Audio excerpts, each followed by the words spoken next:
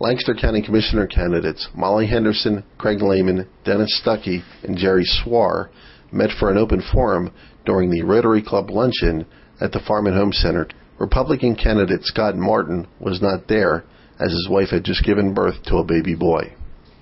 Given the long-standing inability of state, county, and local officials and private landowners to agree on the path for a new Route 23, the general opposition to building transportation infrastructure by many of those who support farmland preservation, and the myriad of environmental regulation and review that we're all faced with whenever a road is built, will we ever see another major thoroughfare built in Lancaster County? I don't know if we will or not, but I do know this, that when I'm out talking to folks about transportation issues, they're frustrated by the transportation system that currently exists. And once that conversation is started, and I suggest to them that what we really don't know in Lancaster County, or anywhere in Pennsylvania for that matter, is whether the transportation system that we already have is working as it's intended to work. But when I'm driving around Lancaster County, whether it's 72, 501, 23, you name it, pick the road that you want, I'm not convinced that those roads are even working as they're intended to work. And what I would like us to see focus on is making improvements to our existing infrastructure in a way that makes them work the way they're intended to work. Let me share some hard, cold facts. In my township experience, I had the opportunity to work with and deal with PennDOT executives from Harrisburg, and they'll frankly tell you, they don't have enough money to maintain the roads we do have, let alone build new ones. We have a big question to face. Do we want to raise taxes or do we want to stay with the same corridors? I mean, 23 is one example, 501 and 72, talking about that for 25, 30 years.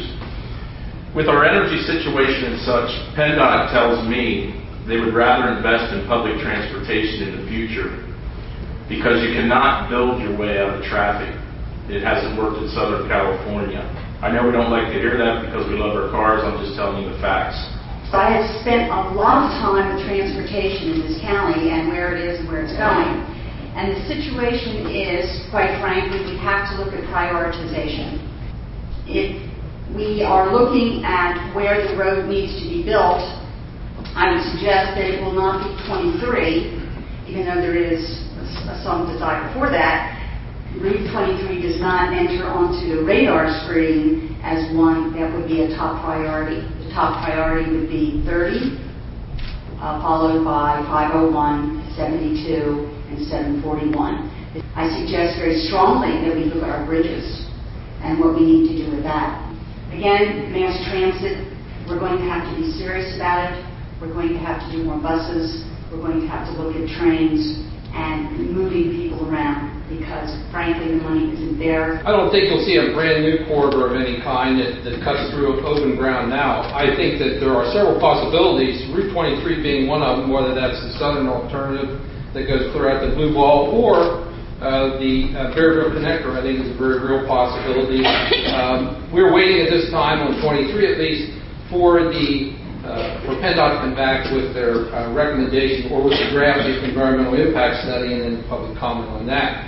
A brand new road through open country, you know that's going to bring a big fight. What the county has to do in terms of existing roadways is to prioritize those.